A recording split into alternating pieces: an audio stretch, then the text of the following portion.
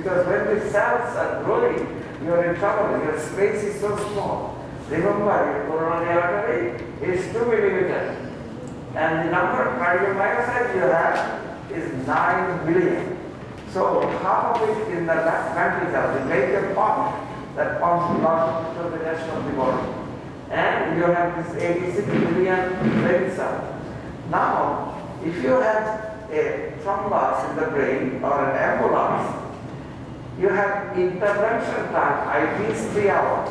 Why? What is the food from brain? Any idea? Glucose. Because of the glucose only food, it will run out in 3 hours.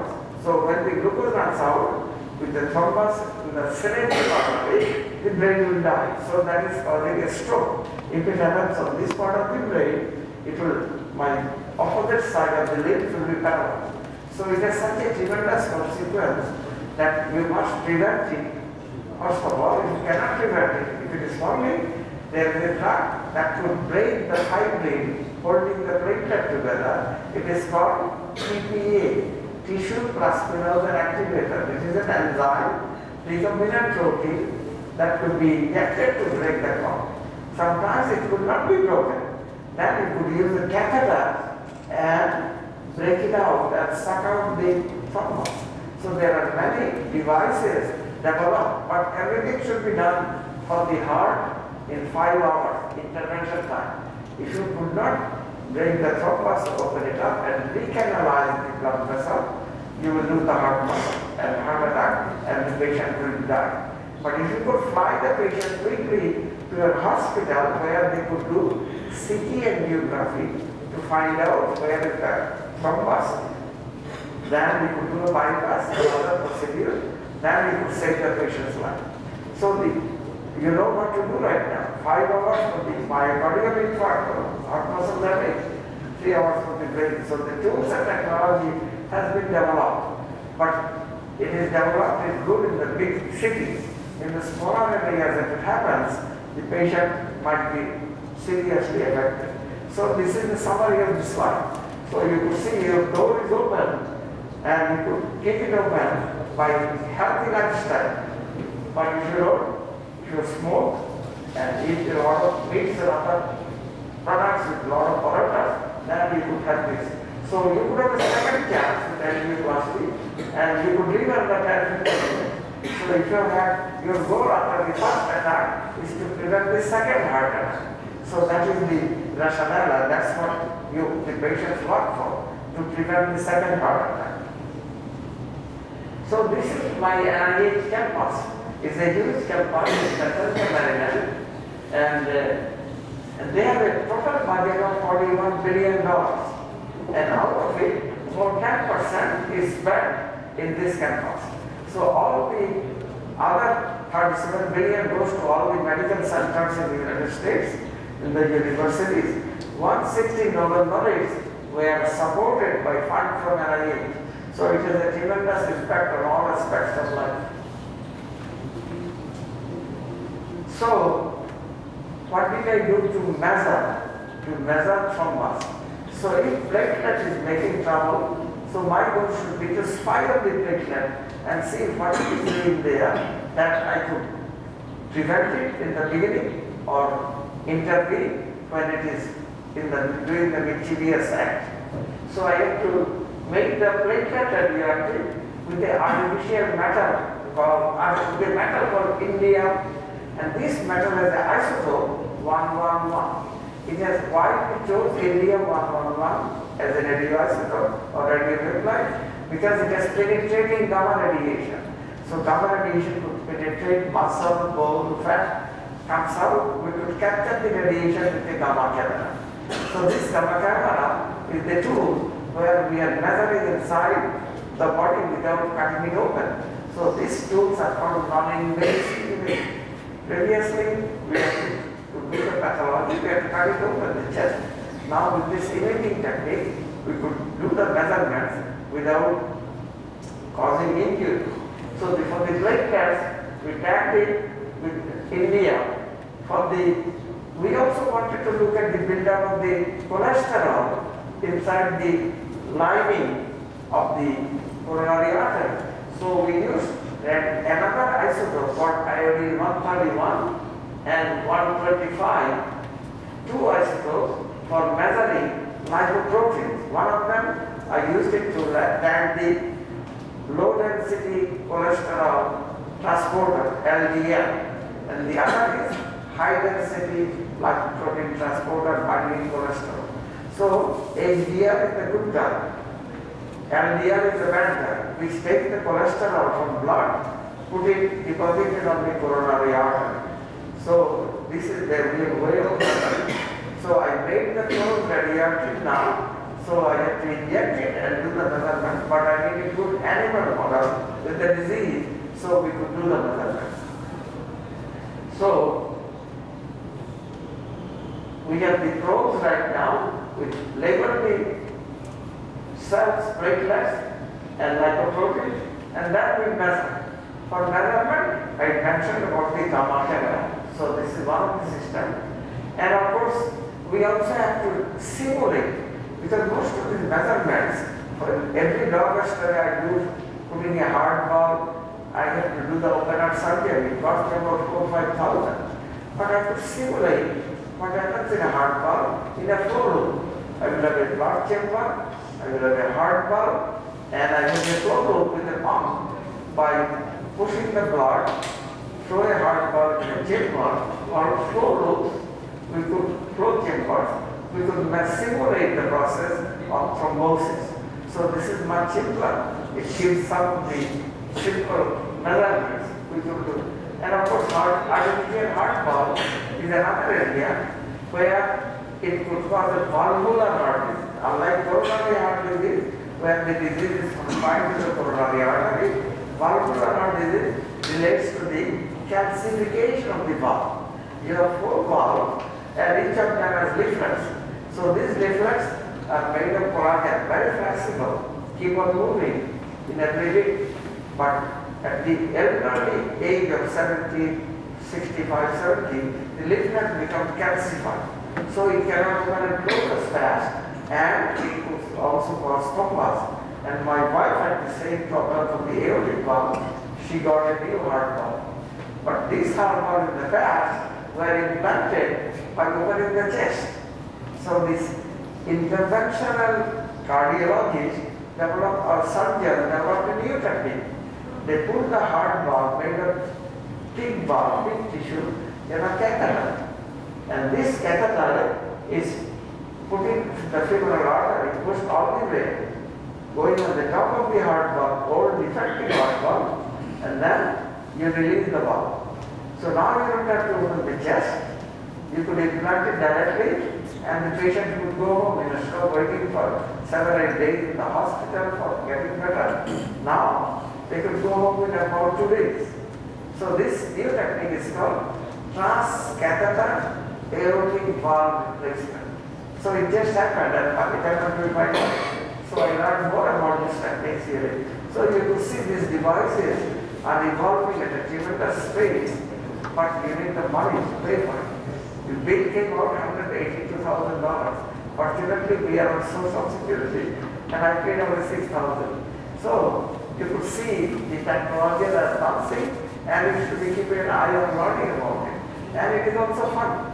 You could do something for your patients with your own brain, with your own intellect. And of course, as the blood is flowing, there are also other efforts we have to consider. We use large animals, so we could study the pathology clearly. We started with the dogs. With them, we moved to cows in some case, and then to pig. Pig platelets are similar to human platelets. Pig blood vessels are similar. So we must consider the effect of species. But dog platelets are 3 times more thrombogenic than human platelets. So there is an effect. What we learn from the animal, we have to know the limitations from the dog studies. And then biomaterials. When blood is flowing through a native blood vessel, there is a lining of cells called endothelial cells. They are your best friend, but nature only gives one layer of cells. So when that layer is damaged, you are in trouble. Now it will be forming thrombus. So, whenever blood comes in contact with artificial blood vessels made of dacron and other polymers, they form thrombus. So the biomaterials is an option, but there is a high risk of thrombus formation. So I will give you some of the examples of biomaterials. And of course, as the blood is flowing at a high flow rate, it causes the shear. So the shear also breaks down the platelets. So the platelets are making trouble. You break them by shear force applied. So this shear force is used in using the heart clot machine. Do you know what is the heart clot machine? So like if somebody needs the heart valve, which is now calcified, the surgeon has to open the chest, have to cut the heart, remove the old valve and put a new valve in the surgery. So now when the heart is stopped, so that the surgeon could do the surgery and surgery, some machine has to take care of the heart. It's called artificial heart, which is basically a pump pumping blood. And simultaneously the lung stops. So you need an artificial lung. So this is why the machine which keeps the patients alive when the operation is going on is called heart clot machine. And because you are bypassing the heart and lung during the open heart surgery, this circuit is called cardiopulmonary bypass circuit. And we developed tools and techniques which is forming a lot of thrombus, the heart clot machine. And this was my last plan to reduce Thrombi and Emboli in the heart clot machine and reducing brain damage. And we did most of the studies in the pig model. Pig, as I mentioned, is a good model for reducing thrombosis. So, coming from Bangladesh without any background, I had physics, chemistry, math till I graduated and did my postdoctoral work in nuclear spectroscopy. But I was very lucky to get a fellowship at Harvard in nuclear medicine. And they asked me, okay, make new heart scanning agent with an artificial isotope called tactetos. And I made 6 of them. And then I tested it and it worked. And so we got about 15 minutes of fame in the patient. It was a TV newspaper. So your work pays off. And of course, at Harvard, they had the best scientists, they had the best lab, they had the clinician finally trying to find a way how to find out, measure heart muscle damage. But they did not know the chemistry of technetium. But when Mendeleev made the periodic table, he left a hole. You have the chromium, and then manganese, and then you have a hole. And that hole was filled up with the artificial metal. The name is tactetos. So that hole was called echo-manganese. When manganese, there was an artificial metal was not found in nature. He made it using the Sanskrit word echo-manganese, because it was neighbor. Since I taught chemistry, I speculated the chemistry and I made the molecular probe. We know tetracycline goes to the dead muscle cells in the heart. I hooked up this metal by removing oxygen. Now I have a technetium tetracycline complex. So I will be giving you examples of many complexes. One of the complexes we use to label the platelets is indium So I will give you some examples. So since I learned the medicine by talking to the residents, by doing experiments, so I am grateful to all the people at Edelstein, at Harvard, and Jim Robertson, and Valentin Fuster at Mayo Clinic. So all of these people, and Dewi Shai, who taught me hematology. So after a while, and deeply she helped me in neuroscience, and a lot of the surgeons, neurologists, cardiologists, and a lot of my new boss, Anand Swarup, he is the geneticist, so I'm learning genetics and applying. And of course, I could not have done any of the work if I did not learn how to write grants. So if you want to be your boss, learn how to write good English so that you could write good grants and compete with the rest of the world. So I figured it out, I must learn how to write good grants. And I was very lucky, I got about 5 or 6 NIH grants, which really gave me tremendous independence. So if you want to be your boss, learn how to communicate, how to speak well, how to write well. So the grants, as I said, more than 5 million years in 30 years, most of it came from National Heart, Lung and Blood Institute, from Department of Anatomy, from making radioactive molecules, and then American Cancer Society and all the other organizations. And of course, I remember when we worked with the drugs, without the drug companies giving us medicine. But once we found out we could measure thrombus, all these drug companies, they will, when I asked for about small sample, they will send me a 10 kilogram drum so that I can use it in any way I want to. So these are really contributions. And all the drug companies and the device companies, they also give us all the devices. The Medtronic, Bethesda, Shiny, they gave us the heart valve. They gave us the heart lung machine. Bethesda gave me a heart lung machine for 20 years so that we could measure all this process. So I am grateful to this organization and the people who helped me do what I am doing. So again, in Boston, I developed imaging technique. And of course, as I made this radioactive transmission to the cyclic which goes into dead muscle, I wanted to see if I could develop a dead cell model. People use cancer cell model for cancer screening drugs. So I said, why not I develop a cellular model to find out which molecules I made go into the dead muscle cell. So that is the cellular model.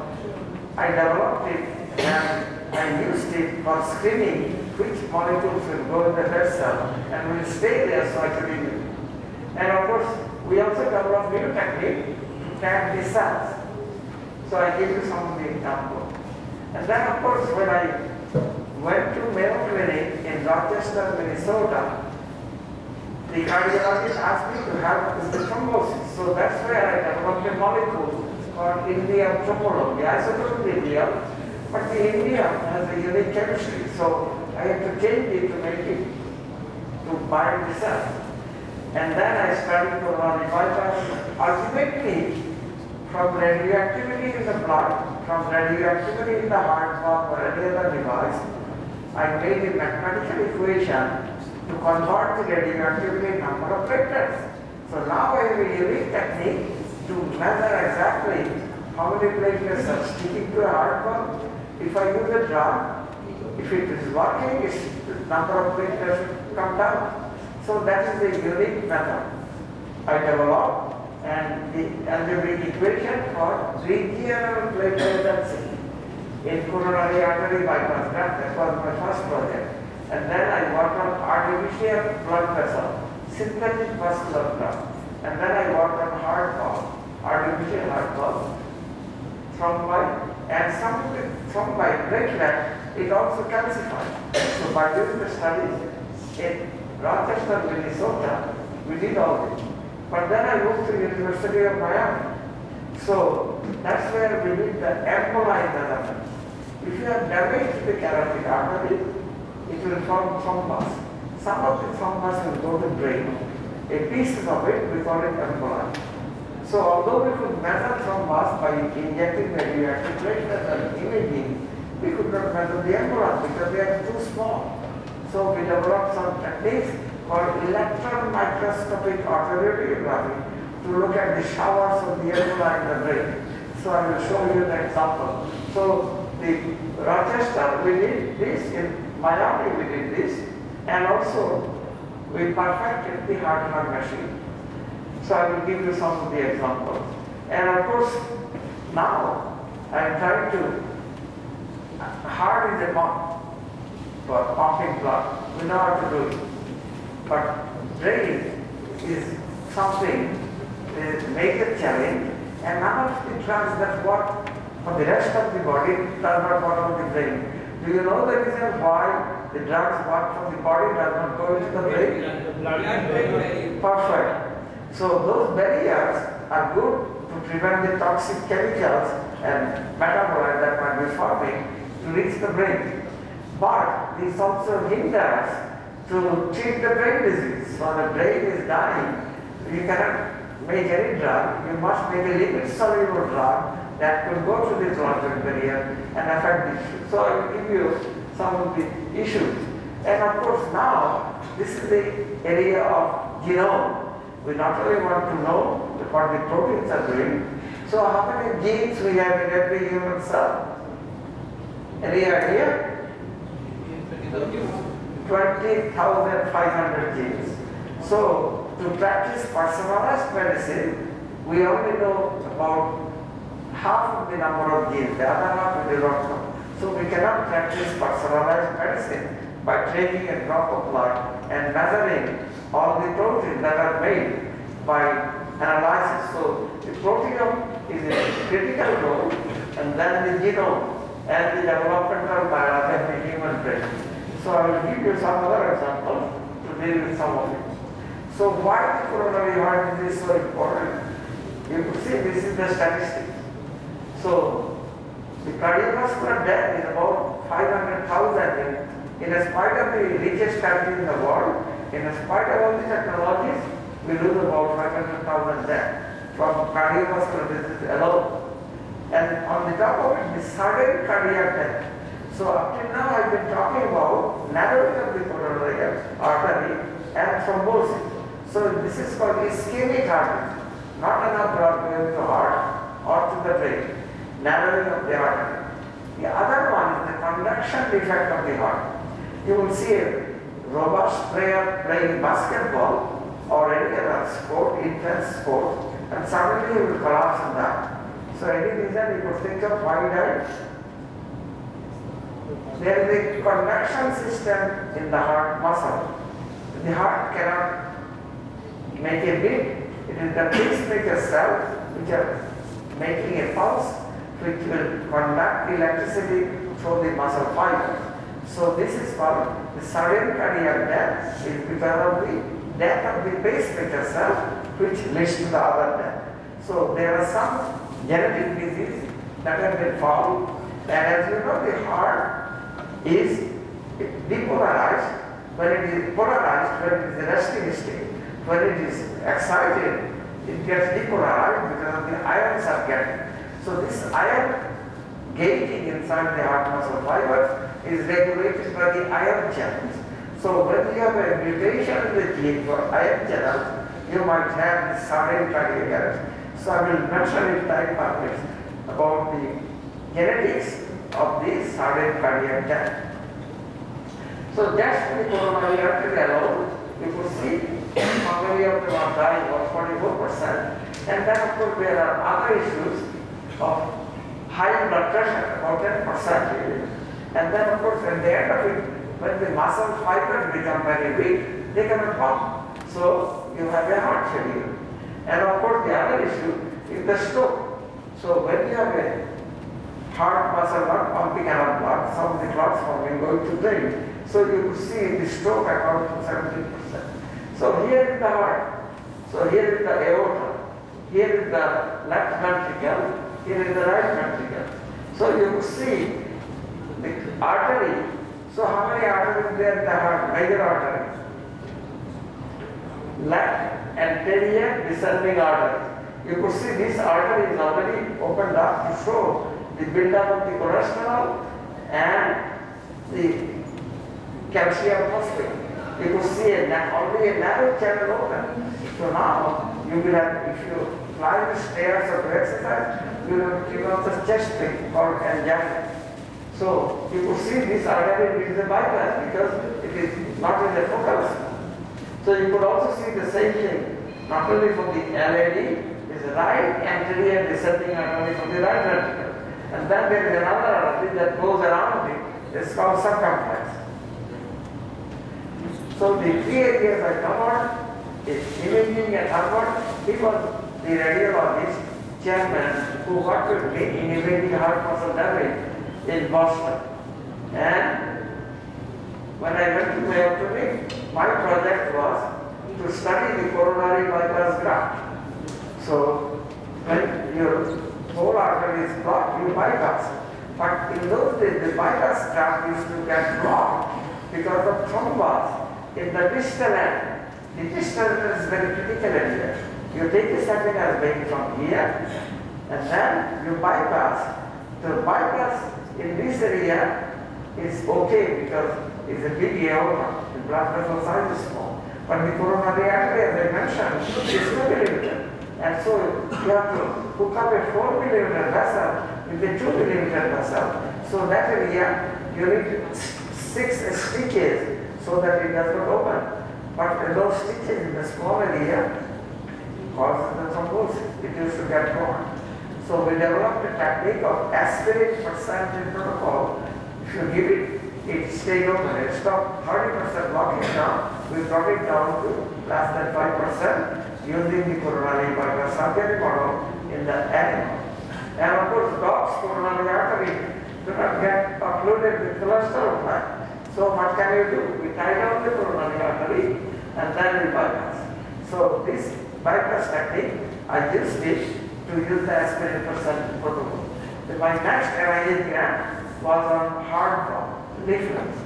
So the heart valve makes thrombus. So where is it? How much? How will it prevent? So my last project, what is this machine? Heart valve machine. Very complex system. There are 7 parts. So I will explain some of them. So after working almost 20 years, I reduced the thrombus in the artificial lung from 25% to 0.25%. So without measurement, I could not know what happened with the new technology of artificial lung that was developed. So I talked about the thrombus, but you could see the nature of it. You have this, as I said, one layer of endothelial cell. Each of the square is the endothelial cell. But as I mentioned, this is a cholesterol plaque. So this is the reaction of the plaque. So you could see the white cells, the collagen fibers, they are broken down. Suddenly, the chemicals inside the plaque comes open and the thrombus forms. So this is what causes the thrombosis in high flow, high shear artery. So this also could happen in a venous system. If you are sitting idle in a plane for 5-6 hours without moving, with the bent knee, a clot will form in your vein. If you see, this clot is reddish, this clot is whitish. This is platelet thrombus, this is red cell clot. So venous clot is full of red cell. But again, you see the heart valve and see where this guy is sitting. He's sitting next to the heart valve. The moment you get up and start walking, this embolus will go into your lungs, will kill you. It's called pulmonary emboli. So now you become a hematologist. You learned about platelets, you learned about fibrinogen of fibrinogen, the clotting factors, you learned about the thrombus in the arterial system, you learned about the thrombus in the venous system. The goal is not to have them. The goal is, if you have them, how to break it open and so that blood would start flowing again. All right. So when I got the cells of the blood forming, I made this introductory slide so that you could understand what I am talking about. Where the blood cells are formed. Yes. So you see here. So how many types of categories of blood cells are there?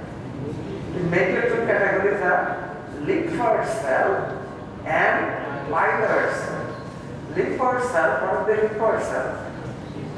What are the lymphocytes? T cells, B cells. What does the T cell do? If there is a tumor forming somewhere, the T cell sends and kills them. They release a toxic chemical, T1 necrosis factor, and it kills it. So the T cells are stopping tumor formation in your body and killing it. So the other guy is B cells. What are the B cells do? They make immunoglobulins. So their goal is to, if the T cell could not kill, they will cover up the cell with an antibody, will bring another protein called complement, and they will kill. So nature provided you a lot of good cells to help you to survive. And of course, this is a different area. But the 2 cells, The one cell is the lymphoid type, and these are the other is the myeloids. Among the myeloid cells, you are familiar the erythrocyte, and then you have another white cell called monocyte. So you could see that the huge nucleus, and then you have neutrophils, polymorph, you could see many granules, and then this is the one which causes alert. So you could see here is another cell called megakaryocyte. One mega means big, karyo means nucleus, cyte means cell. A cell with a big nucleus with many lobes, and this lobes break it little by little at a time, releasing fragments of megakaryocyte without the nucleus. So those chaps are the platelets. So what is the meaning of the platelet? What is plate? A dish. Platelet is the smallest. So what is the diameter of the red cell? About 10 to 12 micrometer. What is the diameter of the platelet? 2 to 3 micrometer. So those little buggers can do a good job. When you are bleeding, so I give you an example. So when you are cutting, when you got a cut, you do arm or anywhere else, that is where the platelet is saving your life. So what is happening now? You have a cut-open blood vessel. So the platelets are coming out, they are filling it up, and they form the clot. So the cut-open area is sealed. So why? Because if the blood keeps going out, there will be nothing left in the heart to pump, and the patient will die. It's called cardiovascular shock. So to prevent that, nature intentionally gives this protective technique to forming in a centrifuge. So platelet is a savior when you are bleeding. But so when you are smoking, you are injuring the lining of the endothelial cell. That's where the platelets come and stick. So whenever you have an injury, that's where on the lining of the blood vessel you have to worry about. So what are the things? Smoking, goat meat and high cholesterol fats, or other cause of inflammation. The high pollution level, it causes inflammation. Those small particulate matter weight about 2.5 nanometer, they could go between the endothelial cell junction and cause pulmonary disease and a lot of other problems. So pollution is another troublemaker. So here is a resting platelet. The resting platelet has a lot of chemicals inside. Those chemicals are released suddenly. The platelet is a big ball to squeeze. So it has a lot of stored chemicals inside, alpha granule with a lot of proteins that will be released and form the thrombus. And then you have calcium phosphate called dense granule, and then you have other types of granule. And you can see there is a belt around this belt made of a protein called tubulin. And then there is the open canalicular system. When the platelet is activated, suddenly a nice looking dish turns into angry arm platelet, activated platelet, ready to hold fibrin, ready to hold another platelet to form the activity. So here is the activated platelet, and the platelet being held together by a protein, fibrin, which is derived from the clotting factor fibrin or JAM. So JAM is making fibrin, and fibrin, here is the fibrin, a mesh. So here is the fibrinogen molecule. It is a 6-peptide, 340,000 kilodalton molecule of it. And here is the strand. So this platelet activated is able to bind to a receptor, glycoprotein 2B3A binds fibrin on one side, and on the other side it binds another platelet. So now you have a platelet, fibrin platelet, and then it keeps on building very quickly, because all the chemicals that are squeezed out, it is recruiting more platelets, it is recruiting more fibrin. Pretty soon, instantaneously, within about 10 to 30 seconds, this thing explodes. It is designed, of course, to prevent bleeding, but in the wrong time, wrong place, it could kill the patient. So So what are the clotting factors? Do you know? Any idea what do they do? There are many clotting factors. If they work in a cascade, they are enzymes. They are called serine proteins. So there are two pathways, the intrinsic pathway and the extrinsic pathway. This is the factor 10 and this is the critical factor. It is the thrombin which is also released by platelets. It is the thrombin which also are able to cut the fibrinogen into fibrin. So the thrombin, once it is activated, cut the fibrinogen to fibrin and make the thrombus. So this cascade of events working instantly, one activates the next one, and within a fraction of a minute, you have a thrombus. So the nature designed this activated system, not only in the plasma, some of these things are also released from stored granules in the platelet. So I spent a lot of time to give the basic signs of thrombosis. And of course, most of these clotting factors are made in the liver. So don't destroy your liver by drinking too much alcohol, because you leave your plan to keep it alive. So they would make it only hormone theory. And because we have chemistry, so I thought I'd tell you what are these small molecules that were used to prevent platelets to stick to each other.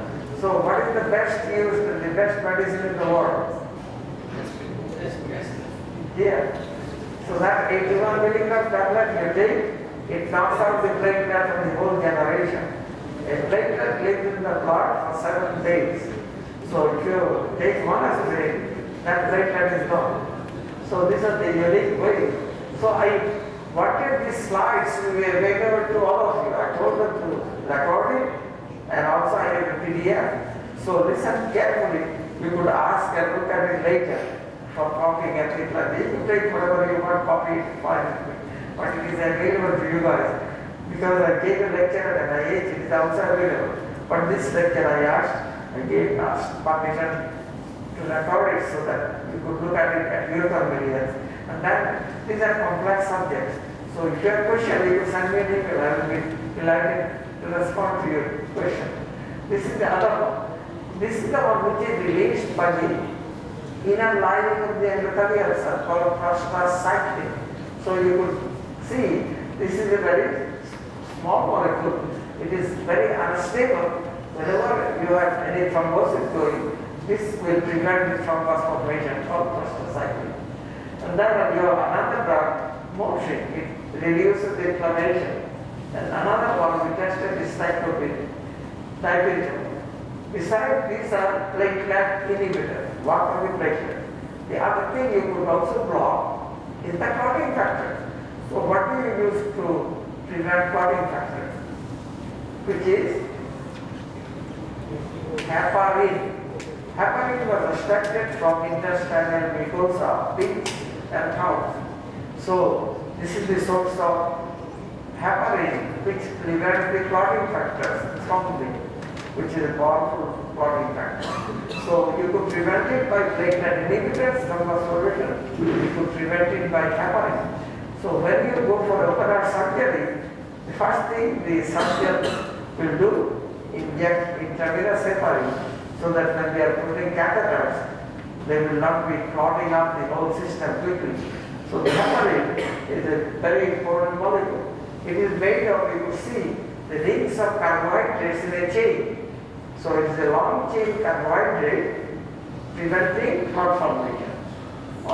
Then of course the next generation of drug is called fibrinolytic drugs.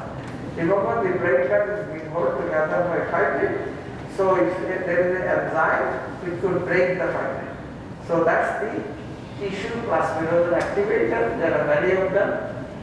And then the bacteria, streptococcus, also release an enzyme, but this is called streptokinase. So kinase comes from the streptococcus. This also could break fibrin. And then of course you have plasminogen activator. This particular protein and serine protease is made inside a cell. Now you could take the gene and make tons of it using recombinant DNA technology.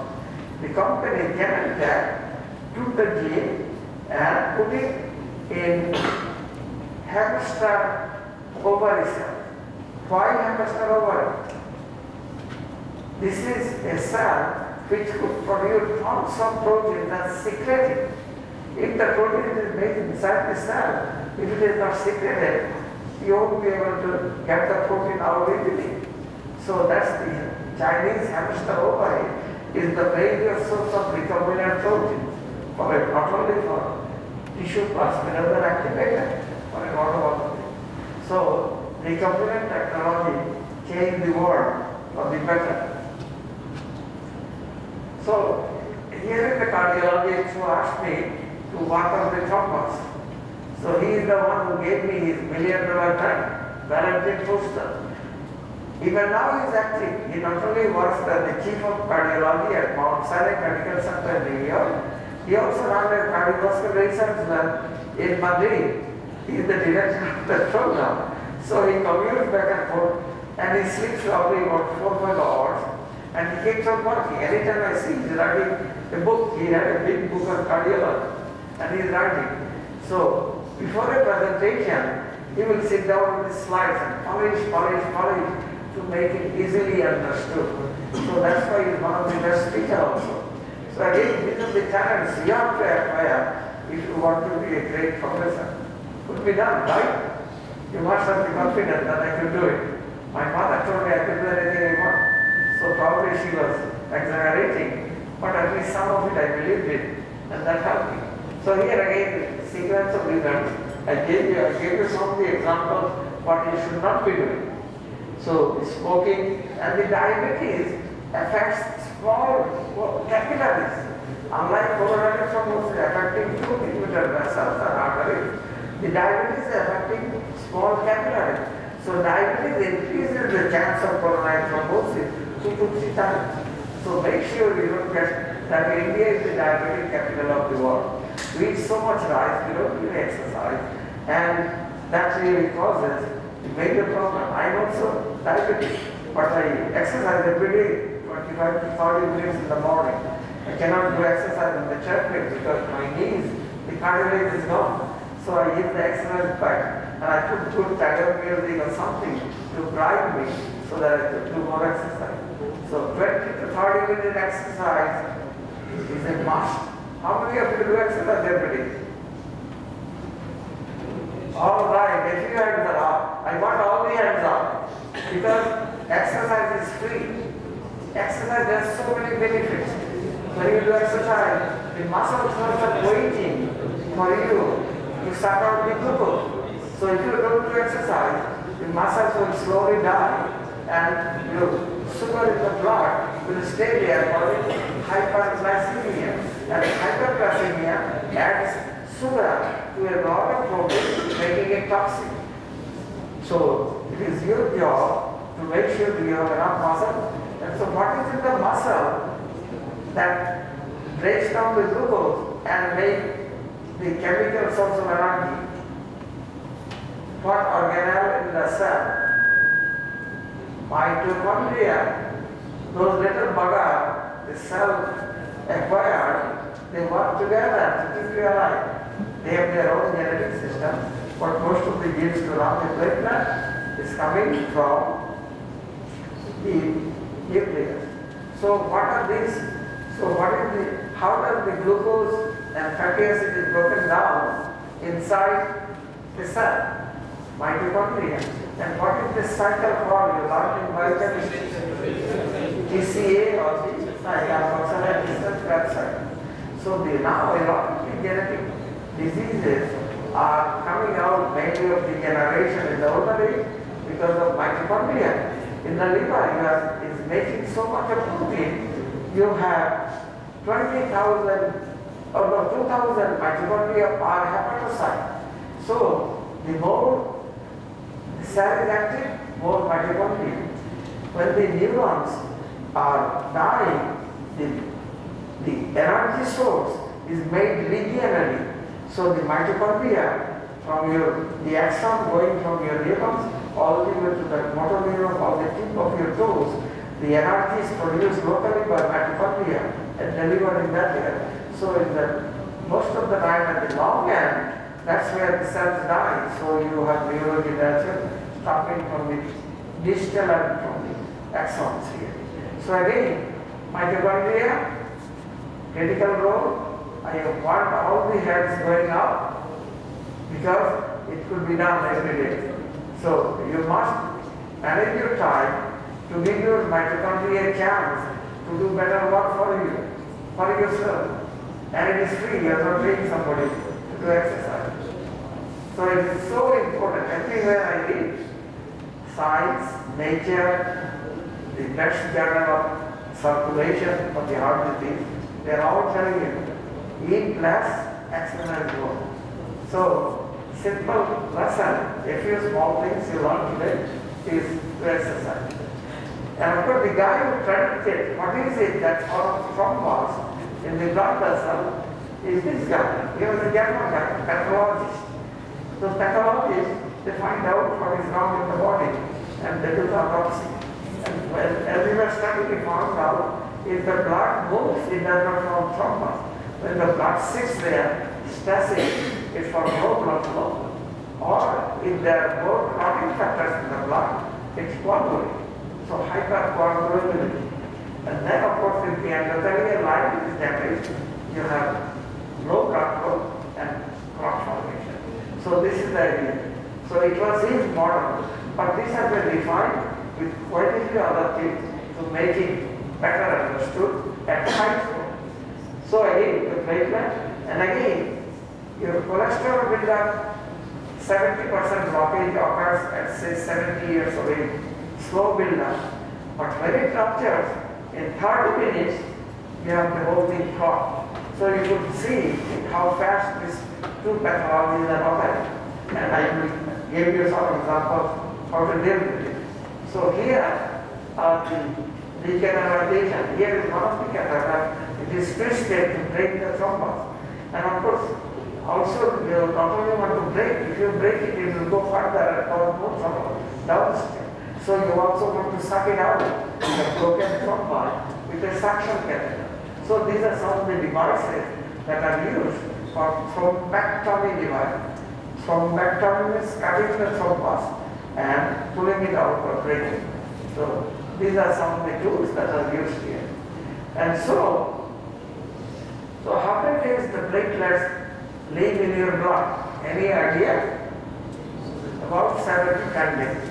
So we did the measurements using India, and you could see the half-life, the clearance time over 10 days. This gentleman and the PhD brilliant guy helped me to do some of the mathematical modeling of platelets using thrombosis. And so you could see here the drugs for antiplatelets. There are more than 50 drugs now available. Aspirin, Plavix, you might be seeing that environmental Plavix. It is a program. Once you take it orally, it has to go to liver, and liver enzyme breaks it down. So it is genetic. If somebody's enzyme is not effective, he will not make enough molecules of Plavix broken down to make the drug. So the other drug is very, so there are many of them. So antiplatelets, anticoagulants, and then the fibrinolysis. So here are the platelets, several time and two. So how are the platelets formed? As I mentioned, here is the megakaryocyte, a big cell with a big nucleus. So you can see all these things that are coming out from the membrane of the megakaryocyte. And so here it is shedding all the fragments to make the platelets. But this shedding is occurring under shear. Here is the megakaryocyte. It's sticking out a piece of the old membrane, and that piece of the membrane is, as the blood is flowing, is tearing it apart to make the platelets. So platelets are formed by shear from the megakaryocyte. One megakaryocyte makes about 1,000 platelets under shear stress, and new platelets, 100 billion of them, are formed in the blood every day. So, what are the other things we need to make a diagnosis? Any idea what are these machines? We could do non-invasive imaging. many times. What is CT angiogram? What does the word CT stand for? Computerized tomography. You slice the body and then you put it, stack it together to make the heart. So this principle of using X-ray images to stack it up is called computerized tomography angiography. So for X-ray, CT, for MRI, for heart tissue bone calcification, you use the CT. For soft tissue, brain, blood vessels, ligaments, cartilage, you use the MRI. It's a very expensive machine. It uses nuclear magnetic principle to make the images. I don't have time to talk much about it. And then there are other images by combining two of them together. And this is the machine I use for imaging with gamma channel. So use the gamma ray, and this principle use many detectors to make a rapid image. So you could see, and also the other one is ultrasound. To look at the heart valve, ultrasound is a very important echocardiography. So each of these machines is good for looking coronary artery, CT angiography. This one is for the brain. This one for the coronary plaque would be imaged with the MRI. So with the echo, you could look at the heart valve. If the leaflets are opening or closing, easily with the echocardiography. Sometimes you could combine two machines and get the function and the structure simultaneously. So these are called fusion. So each of these machines is about $4 or $5 million. So expensive, but a lot of clinicians are purchasing in India now. There are lots of expensive machines and they cost a lot of money. So as I mentioned, when you get a heart attack, what do you do? You rush to the hospital. What is the first thing they do? What is this one? Electrocardiography. You are recording the signal, electrical signal to the heart. So, but EKG is this one, this ST segment increases. So that is the signal for myocardial infarct. But it happens only 70% of the patients. The rest 30% do not have the ST segment indication. So here in the heart, you could see this heart, many areas, it is blocked, it is narrow. So this image could be obtained by CT angiogram. So here, you have to look at the artery. And then, depending upon if it is a local area, you will have angioplasty. But angioplasty causes huge damage. When we use the angioplasty in the peak, we saw the endothelial cells are gone, the thin layers of the artery are torn apart, causing severe damage. So when we use one drug in thrombose, we need two drugs. That's why dual platelet inhibitors are necessary. And then of course, to stop the cholesterol buildup, you need the statin. One of the, do you know what is the name of a statin drug? What are they do? Lipitor, simvastatin, Nobel Prizes were given to Brown and Goldstein to study the lipoprotein metabolism. They are the first one who used the statin. And so, if one cardiologist is telling me that if he has enough money, he will put statin in the drinking water, so cholesterol buildup will be slowed down. But it is an expensive proposition. So, on the other hand, in the narrow area, you do the angioplasty. So here is the procedure for angioplasty and balloning for a spot. If you have many vessels, bypass is the way to go. And then, of course, your bypass will get blocked if you don't keep your eating habit, if you don't exercise. So your goal after heart attack first one is to prevent the second one and the third one. So again, this is the lesson. And of course, each of the clotting factors will be blocked with many other steps besides the thrombin. With the thrombin and the heparin and the other factors. So here again, is the same clotting cascade. And each of the clotting factors could be blocked by a variety of drugs. So I gave you an example of thrombus formation. Here is the endothelial cell. Here is the cell fabric. platelets are coming from the thrombus. So this is how when there is a thrombus flow. What happens in an artificial blood vessel? Because we use artificial heart valve, artificial blood vessels in many areas. What happens there? So the plasma proteins, they come and stick to the plastic. The plastics what we use to make artificial blood vessels are Dacron. Do you know what is the chemical name for Dacron? Polyethylene terephthalate. Polymer, long chain polymer. You could make fabrics to make your pants. The surgeons will go to the sink store, fabric store, and they will mix the fabric with their wife to make it equal. And they test it in the animals and they put those blood vessels. When the blood vessel becomes larger and it will rupture, what do you call that process? Aneurysm. It's like you have seen the tire blowing up, right? So the same thing would happen at a high blood pressure. The blood vessel would form a balloon and it would rupture. So the surgeon would cut it open and then put it on a nectar because that no blood vessel could be taken for that purpose. So artificial polymers are used, but artificial polymers form thrombus. So now we have to take an aspirin or all the other drugs every day to prevent thrombus. So here are the three layers. The intima and the perineal cell. Middle layer is made of muscle, smooth muscle. Outer layer is made of fibrous muscle. So the three linings must be very thick. So again, I gave you some of the examples of the anatomy of the blood vessel. And the reason I was successful in measurement because I used all different machines because some of the devices are big. When I take the liver of a pig, it is about 2 kilograms. So to measure the radioactivity in the liver, I have to slice it, put it in a big machine. So I calibrated all the machines so I could measure a thrombus in a human patient with a gamma camera, because that's the only thing we could do with the patient. With the pig, I could cut open the animal and cut open the valve and find out where the thrombus in our counter. And then, with the large chunk of tissue, I could measure the ionization tempo and those things. So I interpreted all this machine so that I could know exactly where is how much. So this intercalibration really made by me. Ultimately, I made the equation. So this is the way to calculate it. I skip it.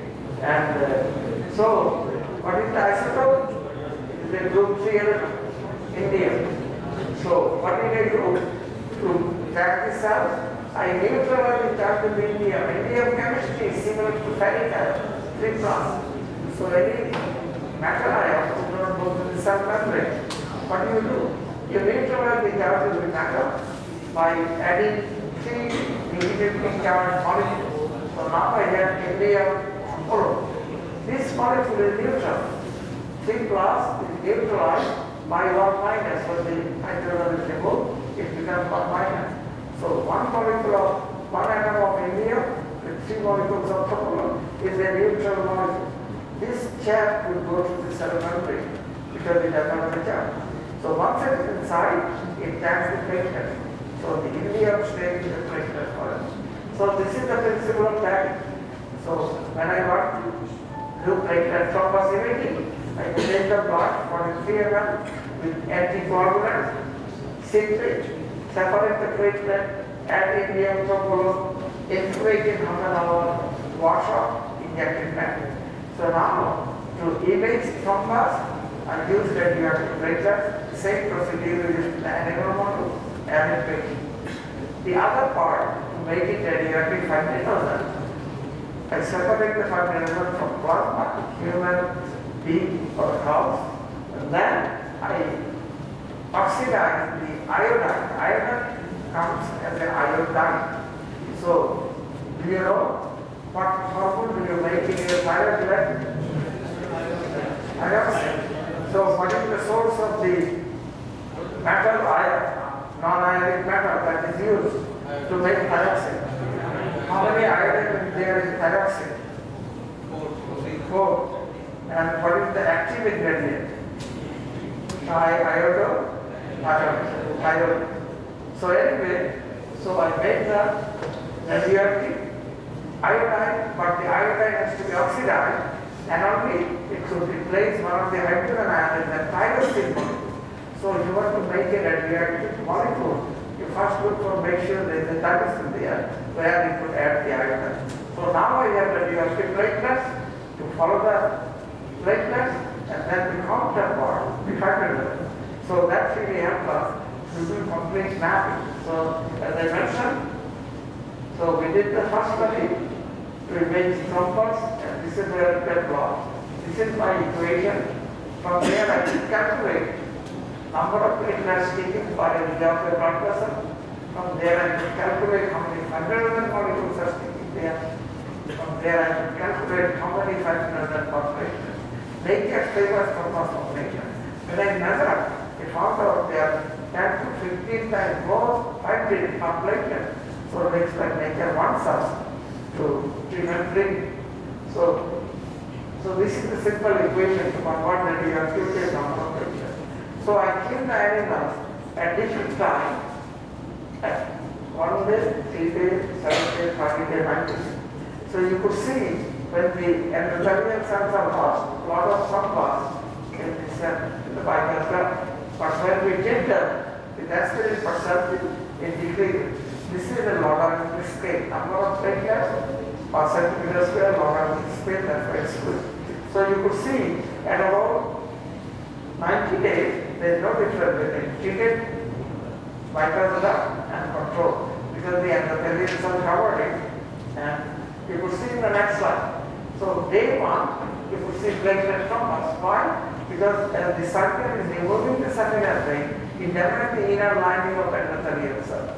That's where the platelets come and stick and form this platelet fibrinogen thrombus in the Bethesda.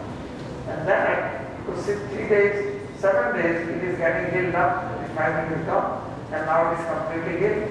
So no difference here. So after about 90 days, you don't need any more drugs. But it is not true because in human there are other causes causing thrombosis. So the patient is given. So now I took care of the issue of thrombosis. So what else is happening in the Bethesda? The endothelial cells are gone, which are blind. So now the cholesterol is coming up and building up in the vein ground. You don't want the cholesterol build up so quickly. Why? Because the endothelial cells are gone and cholesterol is coming. So to find out how much cholesterol is giving, how fast, I used many cholesterol markers. I used a marker for cholesterol alone. I used a marker for high density lipoprotein. So most of the particle, cholesterol cannot stay by itself. It is a sticky molecule. It needs a protein to bind. So where does it find those protein particles? Protein in the blood. They are here. So here is the high density lipoprotein. It is the diameter, and here is the density. So you could see high density. Here is the low density lipoprotein, and very low. So and then the larger fragment. When you are eating a fatty meal, it goes from stomach or intestine into the blood as chylomicron. So you could see basically it is a cluster of triglyceride in the center with cholesterol and apoprotein. See, big blob here is the apoprotein. There are many apoproteins. One of the bad apoprotein is ApoB, which is present on the low density lipoprotein particle. So here is the bad guy. So when I tagged them, you could see how fast the cholesterol is going in the blood vessel with time. But slowly, as the endothelial cells cover, the cholesterol will decrease. So these patients probably has to stop thrombus buildup with aspirin. It also needs the statin to reduce the buildup of cholesterol. So this is for the first time we studied both of them together in one blood vessel. So I mentioned about the artificial blood vessel. So these are the polymers. Remember I was studying about aneurysm repair with the technology. So here is the polyethylene, terephthalate. So this is the polymer, it has different names. Acron, terephthalate, mylar. So it is used to repair large blood vessels. And then we have another polymer which is used in artificial blood pressure or heart lung machine, silicone. And then you have polyurethane, which is in the shoe sole and the other things here. And this is another one. So these are all long-chain polymers that could be used to make artificial blood vessels. So here in the flow loop, anytime you want to study some material, we put some blood and then put a pump, and I can put a dialyzer to artificial blood vessel and measure what is happening. And so here are some of the examples of some of the fibers and how it is building up thrombus. So I also found out that as the platelets are going to high shear, we get it to broken down in small pieces. So here again I am showing the dog platelets are making thrombus 3 times more than the pig and human platelet.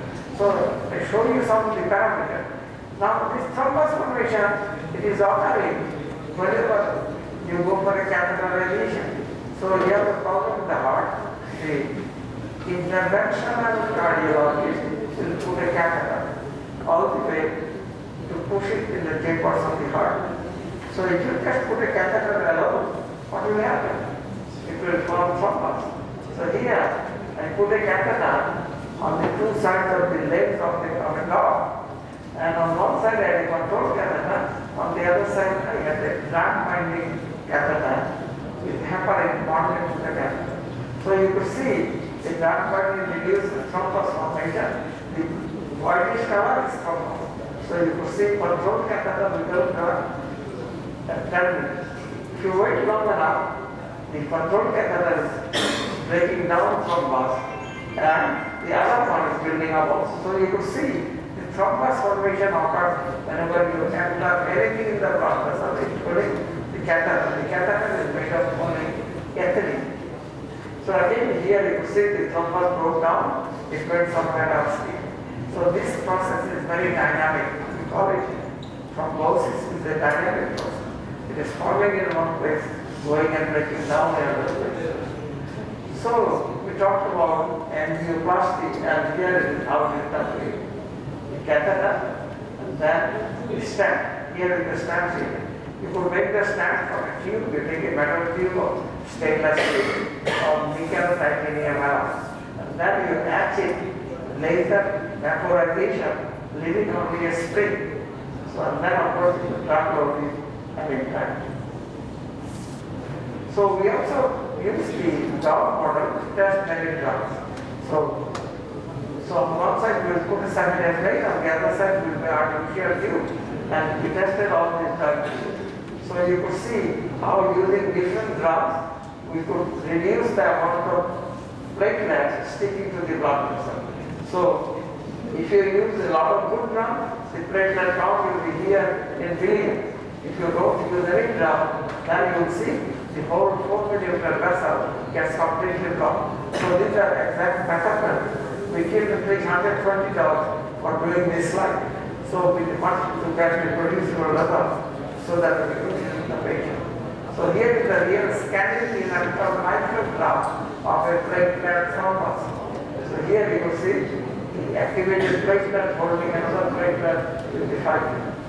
So this is our angioplasty model in the pig to study that here. Now, here is another fellow which is used to make drugs to prevent thrombosis. So how do you think this cat will help you? Medicinal leech. When the leech is sucking your blood, what does it do? It releases an enzyme, hydrogen.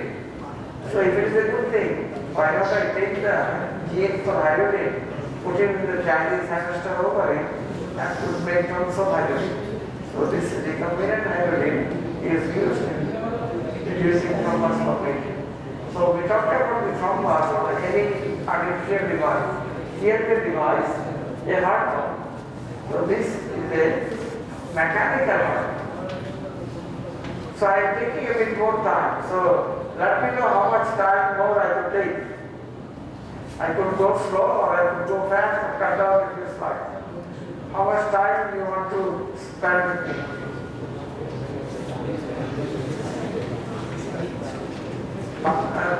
কতক্ষণ হবে? হ্যাঁ, আচ্ছা take the gun. Another gun. So here is an example of the thrombus on a heart valve. So I connected the mechanical valve, and you could see there is nothing. It is made of a special kind of pyrolytic carbon that is slipper. But most of the thrombus is in the solid metal holding the valve is secured to the meat of the heart. So that's where most of the thrombus is the solid. This is where I took the picture. This is the real slice open heart valve. This is the imaging, gamma imaging of the thrombus. So here you could see most of the thrombus in the injured sutured area of the muscle here of the surgery. So by doing the imaging and quantification, I could find out thrombus in different places. So I also studied tissue heart valve. So this valve is taken from pig. So when they could take one leaflet from the pig valve, pig heart. So by putting 3 of them, you could stitch it. It takes 8 hours to stitch one of these. The Filipino seamsters are very good at it, and they are hired. It takes 8 hours to make one of them. This is the one, it's called transcatheter aortic valve, where you don't have to open the chest. You squeeze the big valve on a catheter and put it in the vaginal and to prevent the thrombosis. So this is an example of putting a tissue heart valve, the alternative heart valve. In the mechanical heart valve, you read medicine every day. If you forget one medication, you could have a stroke. It is unforgiving, mechanical valve. Tissue heart valve, if you forget medication, is okay, it does not work as much problem. So that's the preventive factor. So this is the, you could see the calcification of the heart valve. And it happened in a young kid. So only in the CAPS model, the heart valve calcified.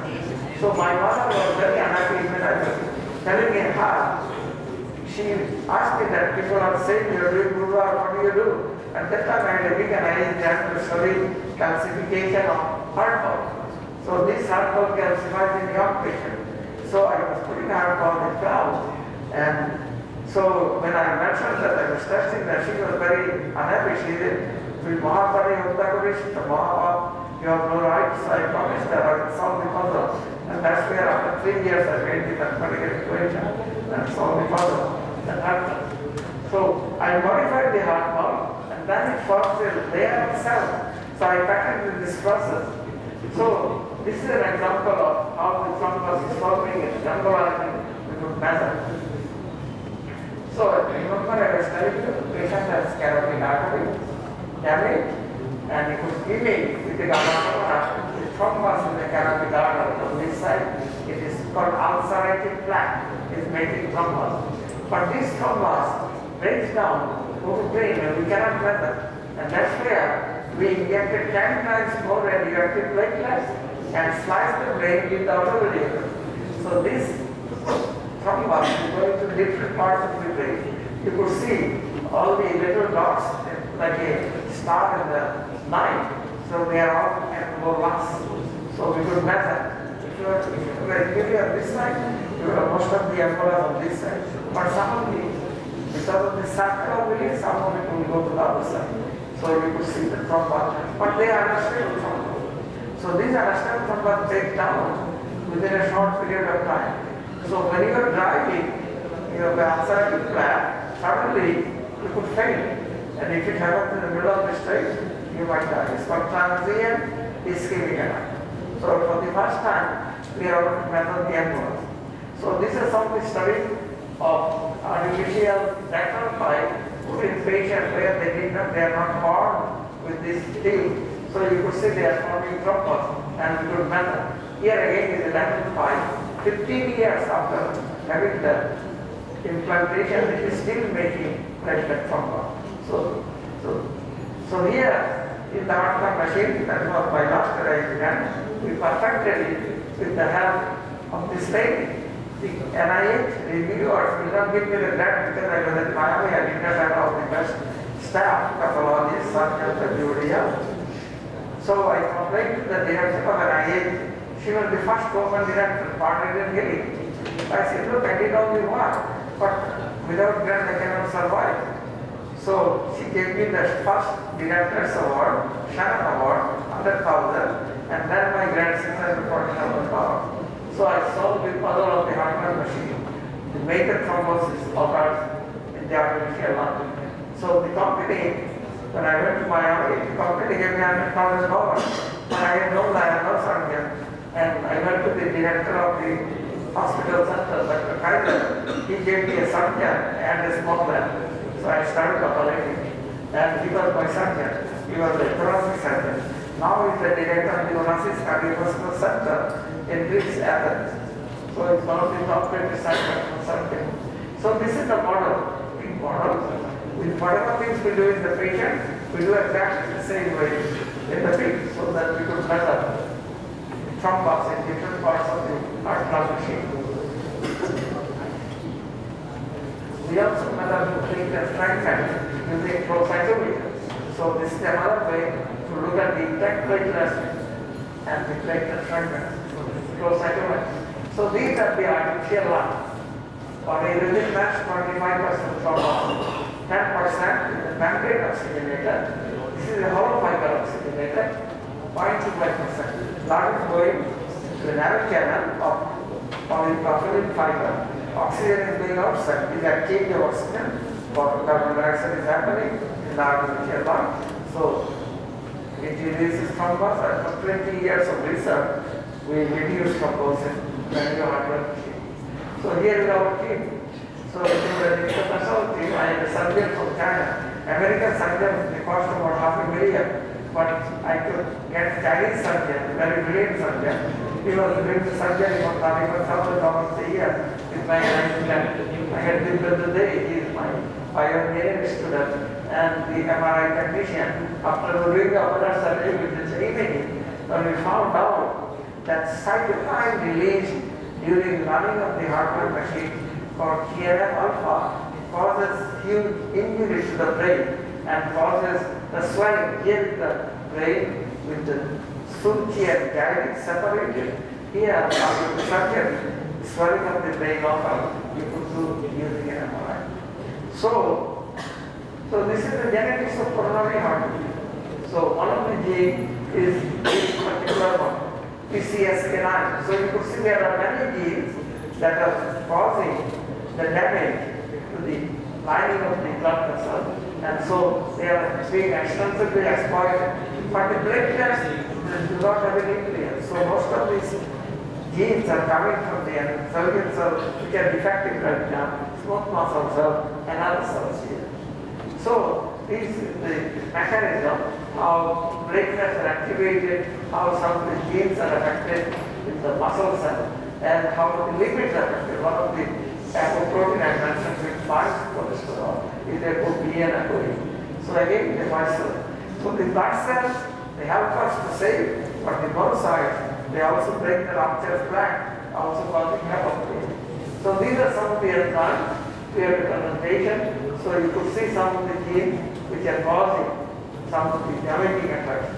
So in the interest of time, I don't talk much about it. You could read it and read it. So this is the pacemaker.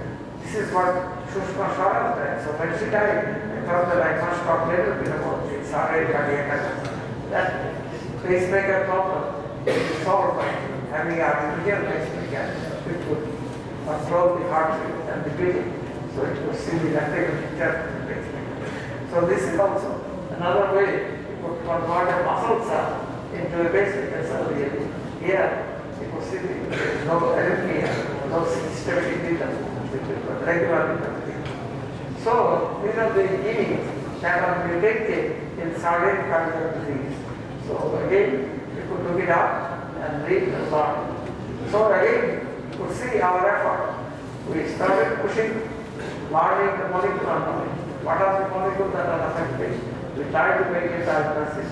We wanted to make a biomarker. So by taking the blood, we could send when the patient is going to have a heart attack. And then of course we must do clinical trials. Clinical trials are not good enough because of so many other things.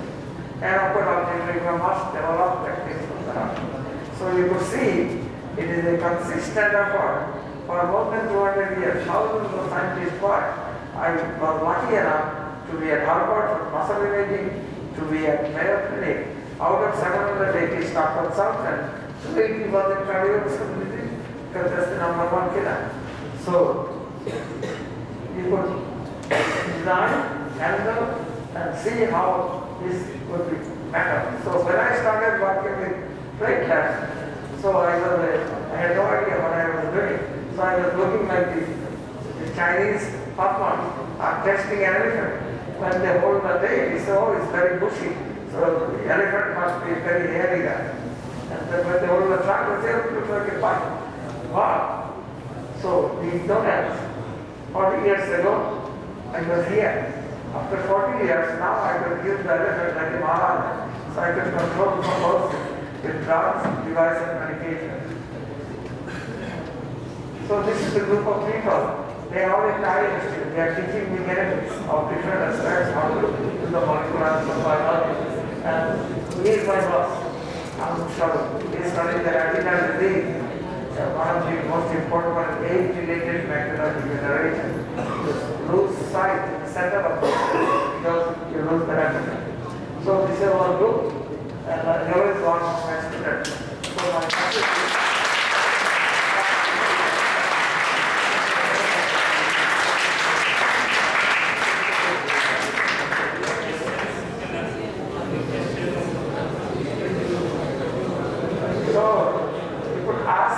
questions, or you could come here and we could chat. And if you have questions, you could send me email, right? Mrinal.Dewanjee@nih.gov. So you could also apply. But it is very competitive. You are going to compete with the Chinese guy with PhD. But NIH looks at bright people and they recruit it from all over the world. So if you bright ones, you will come from India and other places. So it is your world, it's your game, you have to stay. This is mine, I am going to control, I am going to learn, I am going to take effective work. So the aspiration must be yours. And I wish you the best.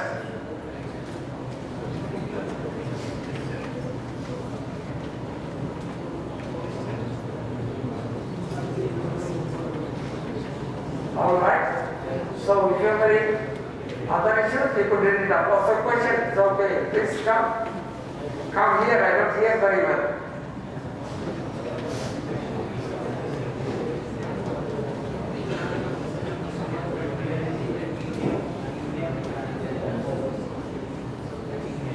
Please do that.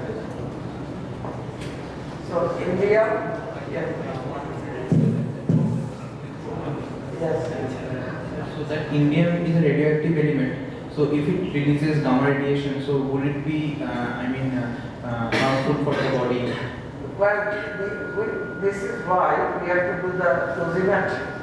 So we do the volunteer studies, getting an approval from FDA. It's called investigational new drug. So this radioactive platelet is considered a new drug. So I have to calculate how much radiation is sensitive, radiation sensitive organ, the eye, radiation sensitive organ, neurons, of the ovary, the ovary, they have the extra, and the bone marrow, they are also radiation sensitive. So we must make sure the radiation level does not exceed the safety level. So we have to do dosimetry before we study the more than 200 patients with radioactive infection. So in view of radioactive platelets, the reason we chose it as a 3-day half-life, 68 hours, and it has a 2 higher energy levels, 171 and 247. So they could penetrate the tissue. Once they come out, it captures the gamma. So indium radionuclide bound to helps it to get into any cell. But you must separate the cell. Put down indium propulsion blood. The red cell will pick it up because they are larger enough. So we have to separate the platelet and not put them here. So indium propulsion, the amount of radioactivity delirium in the animal and the patient, it is not toxic. It does not do terrible harm. There might be a little bit of DNA damage, but your DNA is damaged every day by ultraviolet light, pollution, and so many other things here. So the radiation control committee makes sure that we follow the guidelines for safety for the patients and the volunteers we use in our study. So we are taking as a serious committee of institutional review committee. They make sure that investigators like us do not violate any of the rules. If we violate any of the rules, we fire from the start. So the punishment is severe. Thank you for asking the question.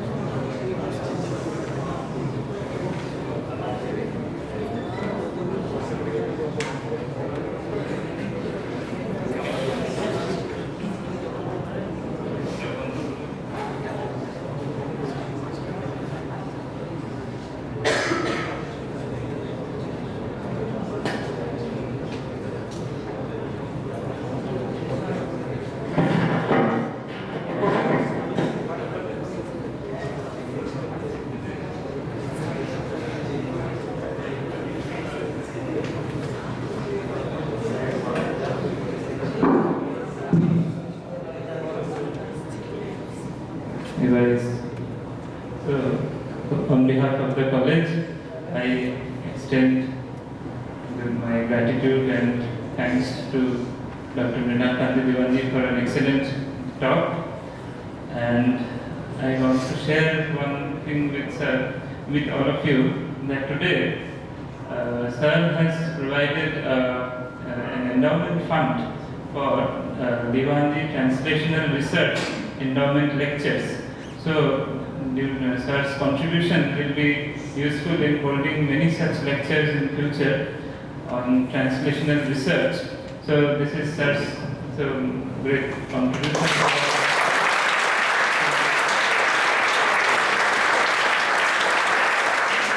So, we are really thankful to Sir for considering our college and feeling for us and for providing this opportunity.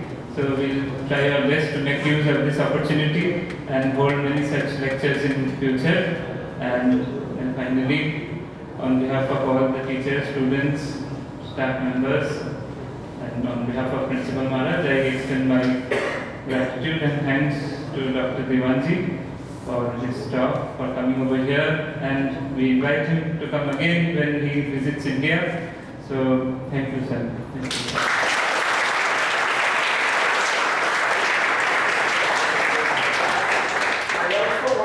Propagate this lecture because the theme is to help the people, and your father, your grandfather might be having blockage, they might not know, but once they realize what is happening inside the coronary artery by imaging techniques, they could do it right by coronary angiography. About 1 month back, I just wanted to see at 2 years what part of my artery is blocked, because I was having some difficulty of breathing when I climbed a lot of stairs. So I thought the surgeon did it. He first did the thinking it might be a pulmonary embolism.